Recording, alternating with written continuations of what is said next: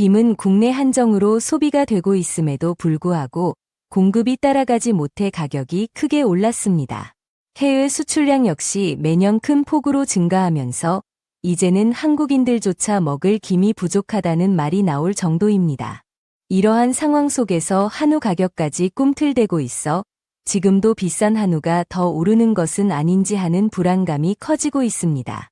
실제로 수백만 구독자를 보유한 한 해외 유튜버는 진짜 세계 최고 소고기를 찾아 한국에 왔다며 한우를 극찬하는 영상을 올리기도 했습니다.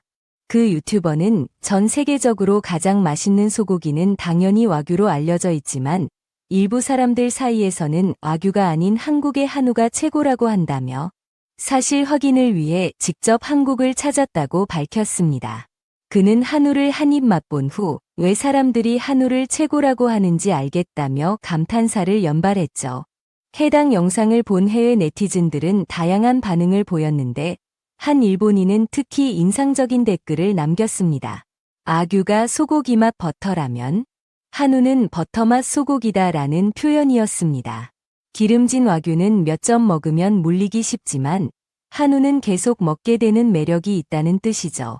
하지만 이 일본인은 외국인들 사이에서 한우의 인기가 높아지는 것을 탐탁지 않게 여기는 듯했습니다. 그는 솔직히 와규를 한우 따위와 비교하는 것을 오래전부터 참을 수 없었다. 지구상 최고의 소고기는 전 세계인이 인정하는 와규다라고 주장했습니다. 더욱 그를 화나게 한 것은 이러한 비교를 한국인이 아닌 외국인들이 하고 있다는 점이었습니다. 그는 어느 정도 이해는 된다. 한국은 항상 돈을 이용해 일본을 넘어섰다는 거짓 기사를 퍼뜨리고 여러 나라에 뒷돈을 주지 않나. 많은 돈을 받고 작성된 거짓 후기라는 것을 안다. 돈 때문에 양심을 파는 것은 요즘 세상에 흔한 일이니까라며 강한 불신을 드러냈습니다. 그는 이어 하지만 이런 영상과 글에 많은 사람이 영향을 받는다는 것이 너무 화가 난다. 시간이 흘러 이것을 진짜처럼 믿는 사람이 늘어날까 두렵다고 덧붙였습니다. 그는 한국인들의 행동을 가장 가까이에서 지켜본 결과 그들이 얼마나 무서운 사람들인지 알게 되었다고 말했습니다. 한국은 오래전부터 문화의 세계화를 위해 막대한 돈을 쏟아부었다. 처음에는 김치, 비빔밥 같은 전통 음식, 다음에는 영화와 드라마, 그리고는 아무도 듣지 않던 K-팝까지. 거의 모든 분야에서 일본보다 뒤처져 있었지만 돈의 힘으로 많은 분야에서 일본을 앞질렀다. 그는 한국의 전략이 서양이 아닌 다른 아시아 국가들을 먼저 공략한 점이 무서웠다고 지적했습니다. 한국 문화는 아시아에서 인기를 얻기 시작했다. 일본이 강세를 보이는 애니메이션 분야에조차 이제는 한국이 막대한 돈을 투자하고 있다.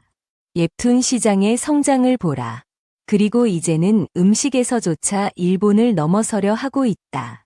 그 첫 번째 목표가 와규인 것 같다. 이 일본인은 수많은 분야에서 한국보다 앞서 있던 일본인데 이제 자신있게 낫다고 말할 수 있는 분야가 거의 남지 않았다. 실력으로 넘어선 것이라면 받아들이겠지만 오직 돈을 이용했다는 점이 너무 화가 난다고 토로했습니다. 그는 한국이 문화에 돈을 쏟아붓는다는 말을 오래전부터 들었지만 처음에는 그것이 성공할 것이라고 생각하지 않았다고 합니다. 그러나 한국은 결국 성공시켰고 그 근성만큼은 인정해야 할 것 같다고 덧붙였습니다. 만약 과거에 누군가 한국 문화가 세계를 지배할 것이라고 말했다면 몇 명이나 믿었겠는가? 그러나 지금은 현실이 되었다며 그는 자신의 한국 여행 경험을 이야기하기 시작했습니다. 한국 공항에 처음 도착했을 때 꽤 충격을 받았다. 경제 성장을 이루었다고는 하지만 이렇게까지 크고 깨끗하며 질서 있는 공항을 가졌을 줄은 몰랐다. 일본의 공항보다 오히려 더 거대하다는 느낌에 압도당했다. 하지만 그의 주된 목적은 한우를 먹어보는 것이었기에 호텔에 짐을 풀고 바로 한우 전문점으로 향했습니다. 그는 속으로 일본에서 소를 훔쳐갔지만 기르는 능력이 부족해 생산량이 적고 그래서 비싼 것일 거다라고 확신했다고 합니다. 식당에 들어서자 직원은 매우 친절하게 자리를 안내하고 불을 지폈습니다. 고기가 익자 다 익었으니 드세요. 라고 일본어로 말해주는 세심함까지 보였습니다. 그는 여행 전 커뮤니티에서 일본인이라는 이유로 차별받았다는 글들을 많이 받기에 걱정했지만 그런 일은 없었습니다. 가격표를 보고 비싸다고 느꼈지만 바가지는 아니었고 원래 그 가격이었습니다. 마침내 직원이 구워준 한우를 한 입 먹는 순간 그는 큰 충격을 받았습니다. 솔직히 와규를 많이 먹지는 않는다. 나이가 들면서 느끼한 것을 잘 못 먹게 되었다. 그래서 와규는 느끼함을 잡아주는 것과 함께 먹거나 몇 점만 맛본다. 그런데 한우는 혼자 2인분을 먹었는데도 질리지 않고 오히려 더 먹고 싶다는 갈증을 느꼈다. 2입, 3입 먹다 보니 주문한 한우가 순식간에 사라졌다. 이성을 누르고 있던 것은 오직 가격뿐이었지만 결국 1인분을 더 시켜 총 3인분을 먹고 나서야 식당을 나올 수 있었습니다. 최종 가격을 보고 눈물이 났지만 맛있어서 흘린 눈물이 더 많은 것 같다. 어떻게 한국인들은 아규와 달리 이렇게 질리지 않게 만들었는지 신기했다. 이러니 사람들이 한우를 먹고 맛있다고 하는구나. 그리고 한우에서 아규의 정체성을 느끼지 못하는 것이 당연하다는 것도 알게 되었다. 그는 솔직히 한우를 먹기 전에는 맛이 없기를 바랐다고 고백했습니다. 그래야 마음 편히 비난할 수 있었을 테니까요. 하지만 한우를 한 입 먹었을 때 느꼈다. 아, 한우를 욕할 수는 없겠구나. 그는 한우 맛에 감탄하면서도 몇 가지 이유 때문에 와규를 넘어서기는 힘들 것이라고 생각했습니다. 첫째는 직원이 최적의 상태로 구워졌기 때문에 더 맛있었을 것이고, 둘째는 와규와 비슷한 맛이라면 굳이 비싼 한우를 찾을 이유가 없다는 점이었습니다.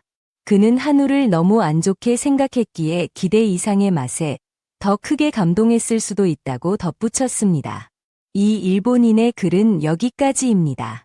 그가 지적하듯 한우가 전 세계로 활발히 수출되지 않는 것은 맛이나 가격 경쟁력보다는 아직 공급량이 부족하기 때문일 가능성이 높습니다. 물론 가격이 비싼 것은 사실이지만 본격적으로 수출을 추진한다면 충분히 가능성이 있을 것입니다. 해당 일본인의 글 외에도 수많은 외국인들이 한우에 대해 다양한 의견을 나누고 있습니다. 이제 그 해외 반응들을 살펴보겠습니다.